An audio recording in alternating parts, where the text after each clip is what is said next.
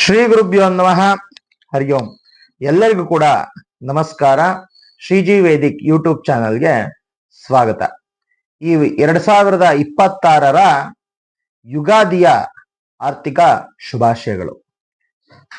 ಈ ಬಾರಿ 12 ರಾಶಿಗಳ ಗೋಚಾರ ಫಲಗಳು ಯಾವ ರೀತಿಯಾಗಿ ಜನಗಳ ಮೇಲೆ ಪ್ರಭಾವವನ್ನ ಬೀರುತ್ತೆ ಈ ವರ್ಷ ಎಂಬತಕ್ಕಂಥದ್ದನ್ನ ನಾವಿಲ್ಲಿ ನೋಡೋಣ ಬನ್ನಿ. ಮೊದಲನೆಯದಾಗಿ ಮೇಷರಾಶಿ. ಮೇಷರಾಶಿಯವರಿಗೆ ವರ್ಷದ ಆದಿಯಿಂದ ಅಂದ್ರೆ ಯುಗಾದಿ ಹಬ್ಬದಿಂದ ಅಕ್ಟೋಬರ್ 31ರವರೆಗೂ ಕೂಡ ಒಂದು ಸ್ವಲ್ಪ ಸಮಯ ಅಷ್ಟು ಶುಭಕರ ಅಂತಕ್ಕಂಥದ್ದು ಇರೋದಿಲ್ಲ. ಈ ಸಮಯದಲ್ಲಿ ಅಡೆತಡೆಗಳು ಹೆಚ್ಚು, ಅನಾರೋಗ್ಯದ ಸಮಸ್ಯೆ ಎದುರಾಗ್ತಕ್ಕಂಥದ್ದಾಗ್ತದೆ. ವ್ಯಾಪಾರ ವ್ಯವಹಾರಗಳಲ್ಲಿ ಮಧ್ಯಮ ಸ್ಥಿತಿ ಎದುರಾಗ್ತಕ್ಕಂತಹದ್ದು. ಅದೇ ರೀತಿಯಾಗಿ ಬಂಧು ಜನಗಳಲ್ಲೂ ಅಷ್ಟೇ ಸಹಕಾರ ಕಡಿಮೆ ಇರುತ್ತದೆ. ಅದೇ ನಿಮಗೆ ಅಕ್ಟೋಬರ್ನ ನಂತರದಲ್ಲಿ ಜನವರಿವರೆಗೂ ನಿಮ್ಗ ಯಾವುದೇ ರೀತಿಯಾಗಿರ್ತಕ್ಕಂತಹ ಕೆಲಸ ಕಾರ್ಯಗಳಲ್ಲಿ ಯಶಸ್ಸನ್ನ ಕಾಣ್ತೀರಾ. ಹಾಗೆ ನಿಮ್ಮ ಕುಟುಂಬದಲ್ಲಿ ಶುಭ ಕಾರ್ಯಗಳನ್ನ ಮಾಡ್ಲಿಕ್ಕೂ ಕೂಡ ಈ ಸಮಯ ತುಂಬಾ ಚೆನ್ನಾಗಿರ್ತಕ್ಕಂಥದ್ದಿರ್ತದೆ. ಮಕ್ಕಳ ವಿದ್ಯಾಭ್ಯಾಸ, ಉದ್ಯೋಗಗಳಲ್ಲಿ ಪ್ರಗತಿಯನ್ನ ಕಾಣತಕ್ಕಂಥದ್ದಾಗ್ತದೆ. ಅದೇ ರೀತಿಯಾಗಿ ನಿಮ್ಮ ಆರೋಗ್ಯದಿಂದ ಹಿಡಿದು ಎಲ್ಲದರಲ್ಲೂ ಕೂಡ ನೀವು ಉನ್ನತಿಯನ್ನ ಕಾಣತಕ್ಕಂತಹ ಸಮಯ. ಆದ್ರೆ ಜನವರಿ 31ರ ನಂತರ ಮತ್ತೆ ನಿಮ್ಮ ಗೋಚಾರ ಅಷ್ಟು ನಿಮಗೆ ಸಪೋರ್ಟ್ ಅನ್ನ ಮಾಡೋದಿಲ್ಲ. ಆಗ ಒಂದ್ ಸ್ವಲ್ಪ ಸಮಾಧಾನ ಸ್ಥಿತಿಯಲ್ಲಿ ಇರ್ತಕ್ಕಂತಹದ್ದು ಉತ್ತಮ. ಮತ್ತೆ ಶನಿದೇವರ ಅನುಗ್ರಹ ನಿಮಗೆ ಒಂದು ಸ್ವಲ್ಪ ಕಡಿಮೆ ಇರ್ತದೆ. ಹಾಗಾಗಿ ನೀವು ಆಂಜನೇಯ ದೇವರನ್ನ ಆರಾಧನೆಯನ್ನ ಮಾಡತಕ್ಕಂತಹದ್ದು, ಹನುಮಾನ್ ಚಾಲೀಸವನ್ನ ಪಾರಾಯಣವನ್ನು ಮಾಡತಕ್ಕಂತಹದ್ದು ಈ ವರ್ಷ ನಿಮಗೆ ಬಹಳ ಶುಭಕರವನ್ನ ತರ್ತಕ್ಕಂಥದ್ದಾಗ್ತದೆ. ಇನ್ನ ಎರಡನೆಯದಾಗಿ ವೃಷಭ ರಾಶಿ.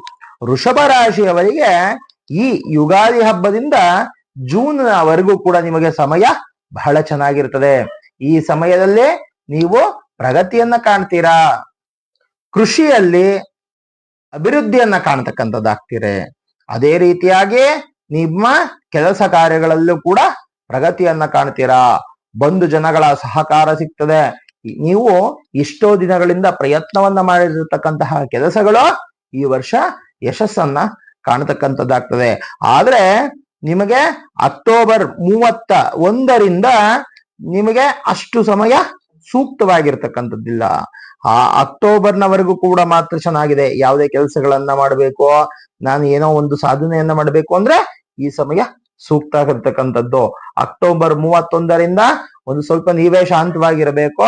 ಭಗವಂತನ ಅನುಗ್ರಹಕ್ಕಾಗಿ ದೇವರನ್ನ ಪೂಜೆ ಮಾಡತಕ್ಕಂತಹದ್ದು, ನಿಮ್ಮ ಮನೆ ದೇವರ ಅನುಗ್ರಹ ನಿಮಗೆ ಬಹಳ ಯಶಸ್ಸನ್ನು ತಂದು ಕೊಡುತ್ತದೆ.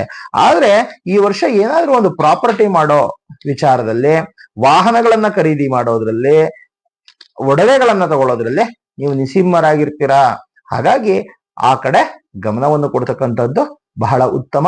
ಹಾಗೂ ಈ ವರ್ಷದಲ್ಲೇ ನೀವು 1-2 ಬಾರಿ ಆದ್ರೂ ನಿಮ್ಮ ಮನೆ ದೇವರಿಗೆ ಪೂಜೆ ಆರಾಧನೆಗಳನ್ನು ಮಾಡ್ತಕ್ಕಂತಹದ್ದು ಈ ವರ್ಷ ನಿಮಗೆ ಬಹಳ ಉತ್ತಮವಾಗಿರ್ತಕ್ಕಂತಹ ಫಲವನ್ನ ಕೊಡ್ತಕ್ಕಂಥದ್ದಾಗ್ತದೆ. ಇನ್ನ ಮೂರನೆಯ ರಾಶಿ ಮಿಥುನ ರಾಶಿ. ಈ ಮಿಥುನ ರಾಶಿ ಏನಪ್ಪಾ ಅಂದ್ರೆ ತುಂಬಾ ತಿರುಗಾಟವನ್ನ ಈ ವರ್ಷ ನಿಮಗೆ ಏರ್ಪಾಡು ಮಾಡ್ತದೆ. ಎಲ್ಲಿಯವರೆಗೂ? ಜೂನ್ 1ನೇ ತಾರೀಕಿನವರೆಗೂ ಕೂಡ ನಿಮಗೆ ಸಮಯ ಅಷ್ಟು ಸರಿ ಇರೋದಿಲ್ಲ. ಈ ಸಮಯದಲ್ಲಿ ವ್ಯಥಾ ತಿರುಗಾಟ. ನೀವು ಒಂದು ಕೆಲಸಕ್ಕೆ 3-4 ಬಾರಿ ಹೋಗ್ ಬರ್ತಕ್ಕಂಥದ್ದಾಗ್ತದೆ. ಎಲ್ಲ ನಿಧಾನ ನಿಧಾನ ಅಂತಕ್ಕಂಥದ್ದಾಗ್ತದೆ. ಅದೇ ರೀತಿಯಾಗಿ ಇದಾದ ನಂತರದಲ್ಲಿ ಜೂನ್ನಿಂದ ಅಕ್ಟೋಬರ್ 31ರವರೆಗೂ ನಿಮಗೆ ಸಮಯ ಚೆನ್ನಾಗಿರ್ತದೆ.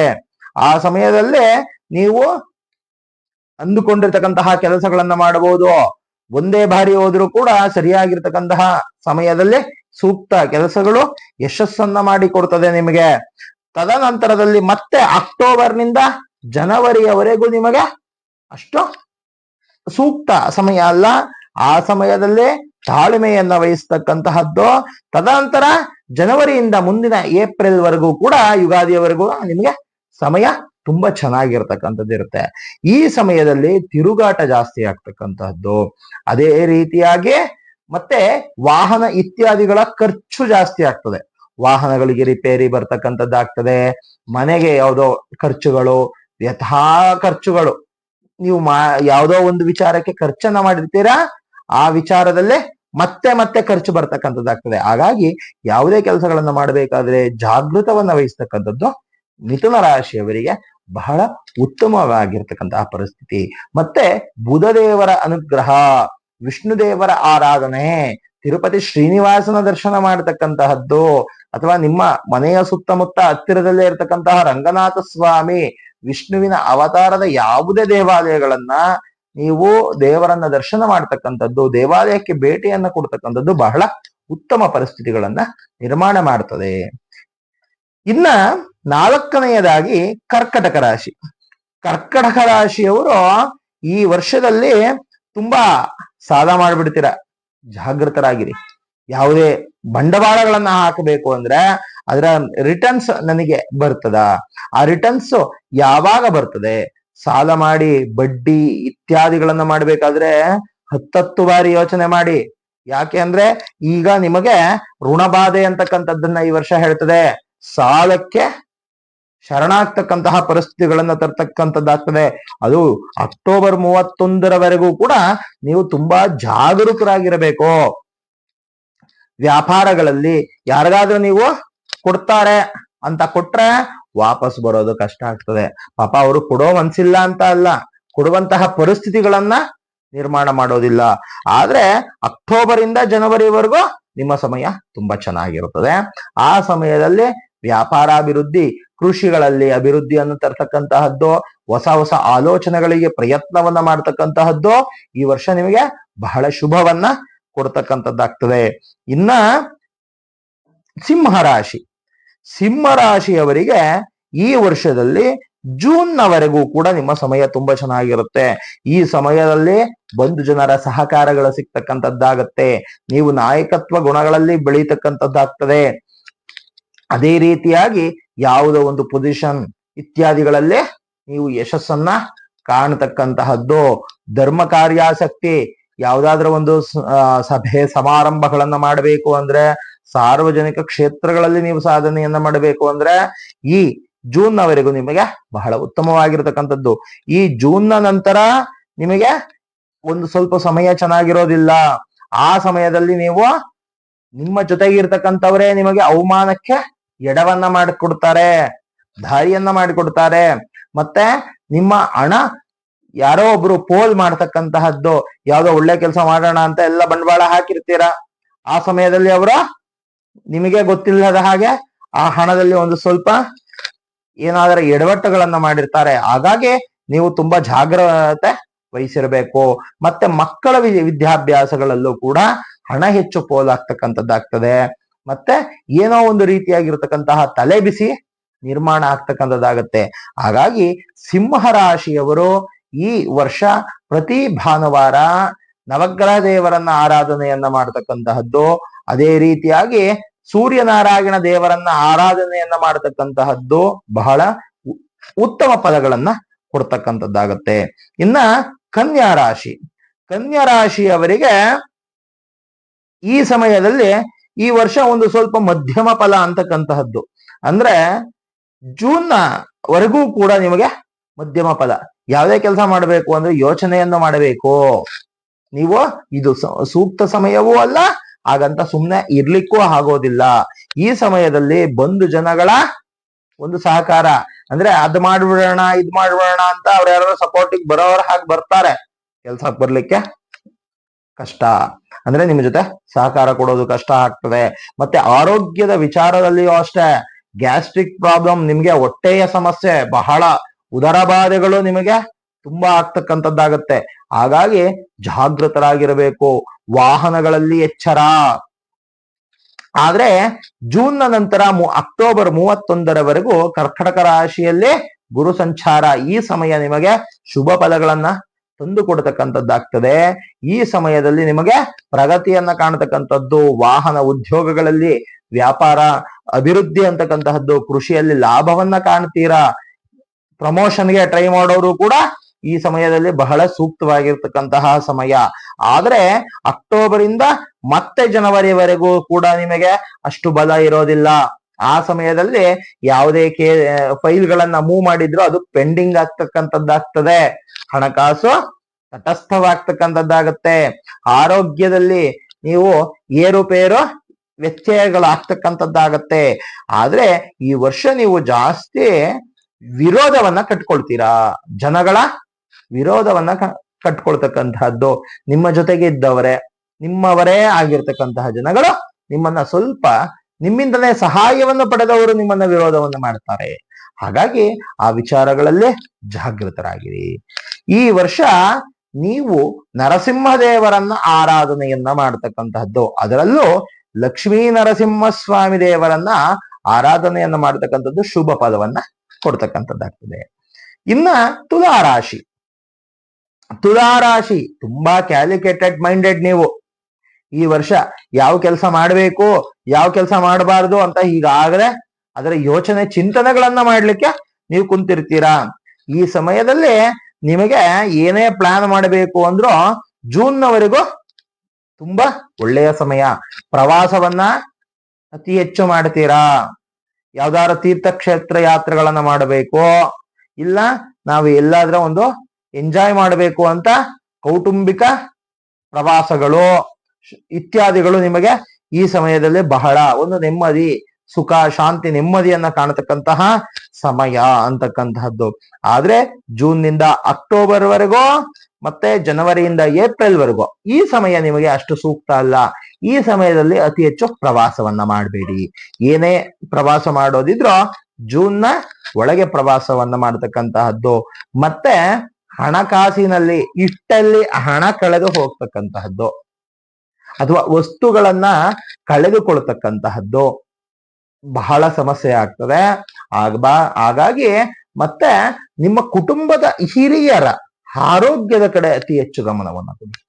ಏಕೆಂದ್ರೆ ಅವರ ಆರೋಗ್ಯದ ಮೇಲೆ ಪ್ರಭಾವವನ್ನ ಬೀರಿ ಆ ಮುಖಾಂತರ ನಿಮಗೆ ಒಂದ್ ಸ್ವಲ್ಪ ಅತಿ ಹೆಚ್ಚು ಖರ್ಚು, ನೆಮ್ಮದಿಯನ್ನ ಕೆಡಿಸ್ತಕ್ಕಂತಹ ಸಮಯಗಳು ಎದುರಾಗ್ತಕ್ಕಂಥದ್ದಿರುತ್ತೆ. ಅದನ್ನ ಹೊರತುಪಡಿಸಿದ್ರೆ ಈ ವರ್ಷದಲ್ಲಿ ನಿಮಗೆ ತುಂಬಾ ಒಂದು ಆಲೋಚನೆ, ಅನುಭವ ತುಂಬಾ ಆಗ್ತದೆ.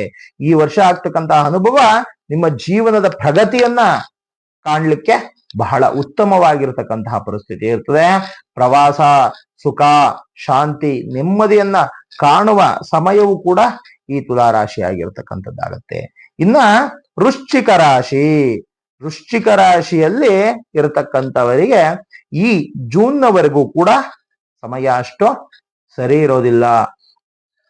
ಈ ಸಮಯದಲ್ಲಿ ವಸ್ತು ನಷ್ಟ, ವಾಹನಗಳಲ್ಲಿ ಅಪಘಾತವನ್ನು ಮಾಡಿಕೊಳ್ತಕ್ಕಂಥದ್ದು, ಇಲ್ಲ ನಿಮ್ಮ ಗಾಡಿ ನಿಂತಿದ್ದ ಜಾಗದಲ್ಲಾದ್ರೂ ಯಾರಾದ್ರೂ ಒಂದು ಗುದ್ಸಿ ಒಂದು ಪೆಟ್ಟನ್ನ ಮಾಡ್ತಕ್ಕಂಥದ್ದು ಇತ್ಯಾದಿಗಳು ವೃಶ್ಚಿಕ ರಾಶಿಗೆ ಎದುರಾಗ್ತಕ್ಕಂಥದ್ದಾಗತ್ತೆ. ಈ ವೃಶ್ಚಿಕ ರಾಶಿಯವರಿಗೆ ಇನ್ನೊಂದೇನು ಅಂದ್ರೆ ಕುಟುಕು. ಅಂದ್ರೆ ಯಾರೋ ನೀವು ಸುಮ್ಮನಿದ್ರೂ ಕೂಡ ನಿಮ್ಮನ್ನ ದೂರ್ತಕ್ಕಂತಹದ್ದು, ನಿಮ್ಮನ್ನ ಬೈತಕ್ಕಂತಹದ್ದು ಇತ್ಯಾದಿಗಳಾಗತ್ತೆ. ಹಾಗಾಗಿ ನೀವು ಒಂದು ಸ್ವಲ್ಪ ಜಾಗರೂಕರಾಗಿರ್ತಕ್ಕಂಥದ್ದು. ಅದೇ ಜೂನ್ನಿಂದ ಅಕ್ಟೋಬರ್ ವರೆಗೂ ಕೂಡ ನಿಮಗೆ ಪ್ರಗತಿ ಅಂತಕ್ಕಂಥದ್ದನ್ನ ನೀವು ಕಾಣ್ತೀರಾ. ವ್ಯಾಪಾರ, ವ್ಯವಹಾರ, ಉದ್ಯೋಗಗಳಲ್ಲಿ ಅಭಿವೃದ್ಧಿಯನ್ನ ಕಾಣ್ತೀರಾ. ಎಷ್ಟೋ ವರ್ಷಗಳಿಂದ ಕೆಲಸಗಳ ಪೆಂಡಿಂಗ್ ಇದ್ರೂ ಕೂಡ ಈ ಸಮಯದಲ್ಲಿ ಅದು ಮುಂದುವರಿತಕ್ಕಂಥದ್ದಾಗತ್ತೆ.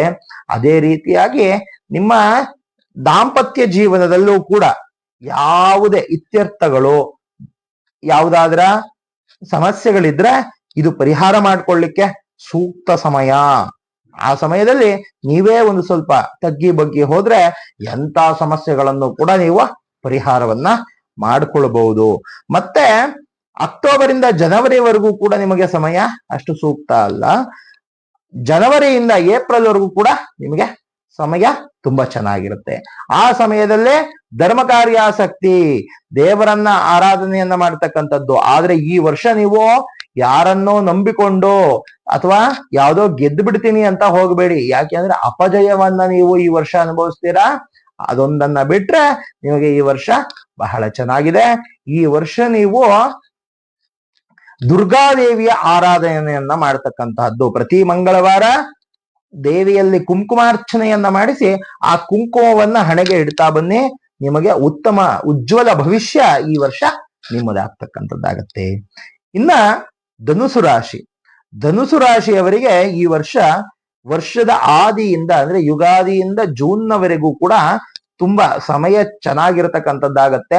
ಹಳೆ ಕೆಲಸಗಳು ಅಂದ್ರೆ ಯಾವುದೋ ಕೆಲಸ ಅರ್ಧಬರ್ಧ ಮಾಡಿರ್ತೀರ, ಲಾಭ ಬಂದಿರೋದಿಲ್ಲ, ಈಗ ಅದನ್ನ ಕಂಪ್ಲೀಟ್ ಮಾಡ್ಲಿಕ್ಕೆ ಸೂಕ್ತವಾಗಿರ್ತಕ್ಕಂತಹ ಸಮಯ ಅಂತಕ್ಕಂತಹದ್ದು. ಬಂಧು ಜನ ಸಹಕಾರ, ಪ್ರಾಣಿ ಪಶು ಪಕ್ಷಿಗಳಿಂದ ನಿಮಗೆ ಲಾಭವಾಗ್ತಕ್ಕಂತಹದ್ದು ಎಲ್ಲ ಶುಭವಾಗ್ತಕ್ಕಂಥದ್ದಾಗತ್ತೆ. ಆದ್ರೆ ಜೂನ್ ನಿಂದ ಅಕ್ಟೋಬರ್ ವರೆಗೂ, ನಂತರ ಜನವರಿಯಿಂದ ಏಪ್ರಿಲ್ ವರೆಗೂ ಈ ಸಮಯ ನಿಮಗೆ ಮಧ್ಯಮ ಸ್ಥಿತಿಯಲ್ಲಿ ಇರ್ತದೆ.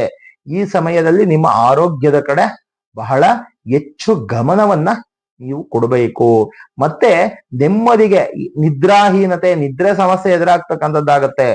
ಇಲ್ಲ ಅತೀ ನಿದ್ದೆ, ಈ ಸಮಸ್ಯೆ ಬರ್ತಕ್ಕಂಥದ್ದಾಗತ್ತೆ. ಹಾಗಾಗಿ ಪ್ರಾಣಾಯಾಮ, ಧ್ಯಾನ ಇತ್ಯಾದಿಗಳನ್ನ ಮಾಡತಕ್ಕಂಥದ್ದು ಬಹಳ ಉತ್ತಮ. ಅದನ್ನ ಬಿಟ್ರೆ ಅಕ್ಟೋಬರ್ ಇಂದ ಜನವರಿವರೆಗೂ ನಿಮ್ಮ ಸಮಯ ಚೆನ್ನಾಗಿರುತ್ತೆ.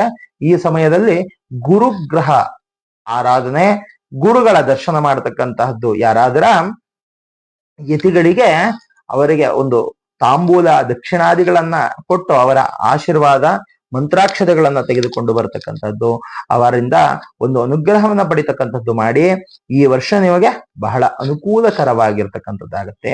ಆದರೆ ಸೇವಕ ವರ್ಗ ಅಂದ್ರೆ ನಿಮ್ಮ ಅಸಿಸ್ಟೆಂಟ್ಸ್ಗಳು, ನಿಮ್ಮ ಕೈ ಕೆಳಗಡೆ ಕೆಲಸ ಮಾಡೋರಿಂದ ನೀವು ಒಂದು ಸ್ವಲ್ಪ ಮೋಸ ಹೋಗ್ತಕ್ಕಂಥದ್ದು ಅಥವಾ ತೊಂದರೆಗೆ ಎಡವಾಗ್ತಕ್ಕಂತಹದ್ದು ಇರುತ್ತೆ. ಜಾಗೃತರಾಗಿರ್ತಕ್ಕಂಥದ್ದಿರಿ. ಆದ್ರೆ ಗುರುವಿನ ಅನುಗ್ರಹ ಪಡೆಯತಕ್ಕಂಥದ್ದನ್ನ ಮರಿಬೇಡಿ. ನಿಮಗೆ ವಿದ್ಯೆಯನ್ನು ಹೇಳ್ಕೊಟ್ಟಿರ್ತಕ್ಕಂತಹ ಗುರುಗಳ ದರ್ಶನವನ್ನಾದ್ರೂ ಮಾಡಿ ಅವರ ಆಶೀರ್ವಾದವನ್ನು ತಗೊಳ್ಳಿ, ನಿಮಗೆ ಎಲ್ಲ ಶುಭ ಆಗತ್ತೆ. ಇನ್ನ ಮಕರ ರಾಶಿ. ಮಕರ ರಾಶಿಯವರಿಗೆ ಈ ಜೂನ್ನವರೆಗೂ ಕೂಡ ಸಮಯ ಅಷ್ಟು ಸರಿ ಇರೋದಿಲ್ಲ. ಕಳೆದುಕೊಳ್ತಕ್ಕಂಥದ್ದು ಅಂದ್ರೆ ಯಾವುದಾದ್ರೂ ವಸ್ತು ನಷ್ಟವನ್ನ ಅನುಭವಿಸ್ತಕ್ಕಂತಹ ಪರಿಸ್ಥಿತಿ ಆಗ್ತದೆ. ಈ ಸಮಯದಲ್ಲಿ ನೀವು ಜಾಗೃತರಾಗಿರ್ತಕ್ಕಂಥದ್ದು. ಯಾವುದೇ ಜವಾಬ್ದಾರಿಗಳನ್ನ ತಗೊಳ್ಳಿಕ್ಕೆ 10 ಬಾರಿ ಯೋಚನೆಯನ್ನ ಮಾಡ್ತಕ್ಕಂಥದ್ದನ್ನ ಮಾಡಿ. ಆದ್ರೆ ಜೂನ್ ನಿಂದ ಅಕ್ಟೋಬರ್ ವರೆಗೂ ನಿಮಗೆ ಸಮಯ ಚೆನ್ನಾಗಿರ್ತದೆ.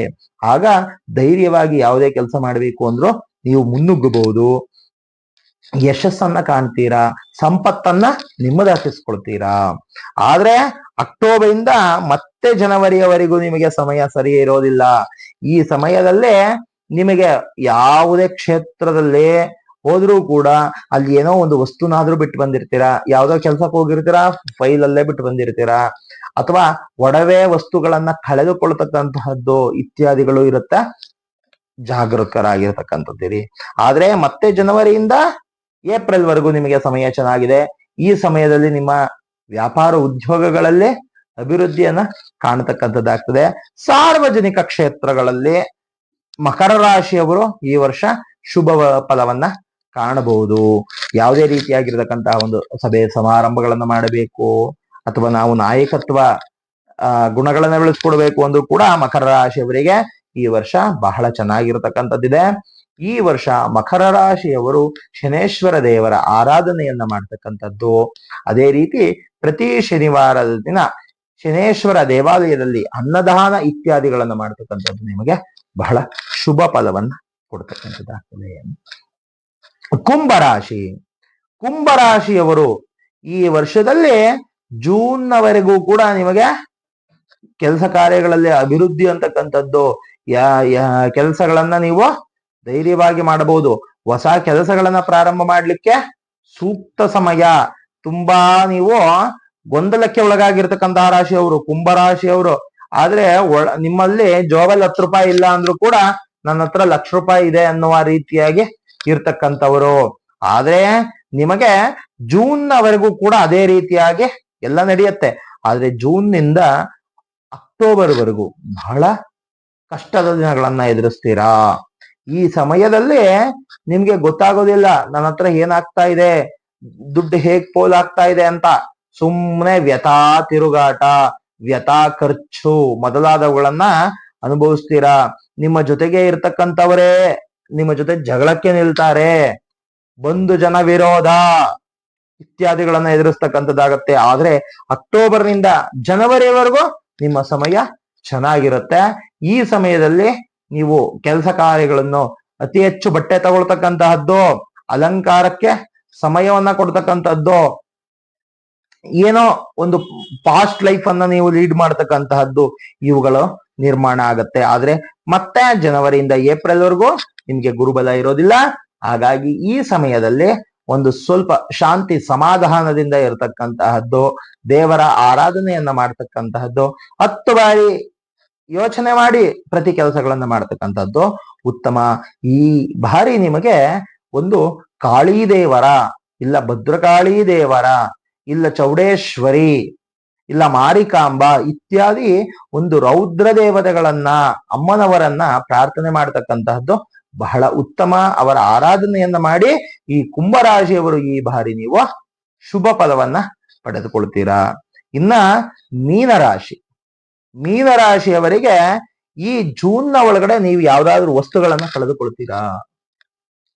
ಹಾಗಾಗಿ ಒಂದು ಪರ್ಸ್ ಇಡಬೇಕಾದ್ರೂ ಕೂಡ ಜಾಗೃತರಾಗಿ ಇಡ್ತಕ್ಕಂತಹದ್ದು. ಅತಿ ಹೆಚ್ಚು ಅಂದ್ರೆ ಗಾಡಿ ಕೀಯನ್ನಾದ್ರೂ ಕಳೆದುಕೊಳ್ತಕ್ಕಂಥದ್ದು, ಒಡವೆಗಳನ್ನ ಕಳೆದುಕೊಳ್ತಕ್ಕಂತಹದ್ದು, ವಾಹನಗಳನ್ನ ಕಳೆದುಕೊಳ್ತಕ್ಕಂತಹದ್ದು, ಅತಿ ಇಂಪಾರ್ಟೆಂಟ್ ಆಗಿರ್ತಕ್ಕಂತಹ ಡಾಕ್ಯುಮೆಂಟ್ಸ್ ಗಳನ್ನ ಕಳೆದುಕೊಳ್ತಕ್ಕಂತಹದ್ದು ಇತ್ಯಾದಿಗಳನ್ನ ಅನುಭವಿಸ್ತೀರಾ. ಮತ್ತೆ ನಿಮ್ಮ ಮೇಲೆ ನಿಮಗೆ ಜಿಗುಪ್ಸೆ ಬರುತ್ತಾಗತ್ತೆ. ನನಗೆ ಏನಾಗಿದೆ, ನಾನೇ ಏನ್ ಮಾಡ್ತಾ ಇದ್ದೀನಿ ಗೊತ್ತಾಗ್ತಾ ಇಲ್ಲ ಅನ್ನೋ ಪರಿಸ್ಥಿತಿಗಳು ನಿರ್ಮಾಣ ಆಗತ್ತೆ. ಜಾಗೃತರಾಗಿರಿ.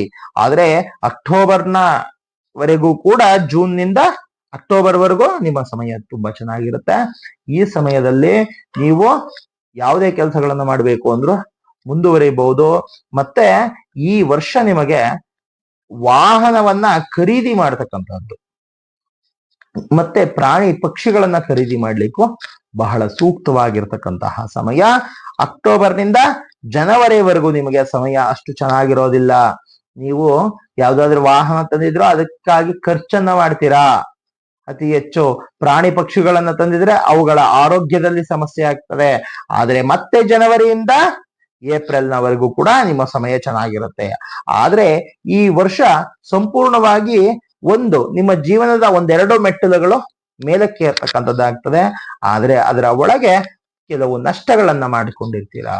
ಅದನ್ನ ಬಿಟ್ರೆ ಈ ವರ್ಷವೂ ಕೂಡ ನಿಮಗೆ ಶುಭ ಫಲವನ್ನ ಕೊಡುತ್ತದೆ.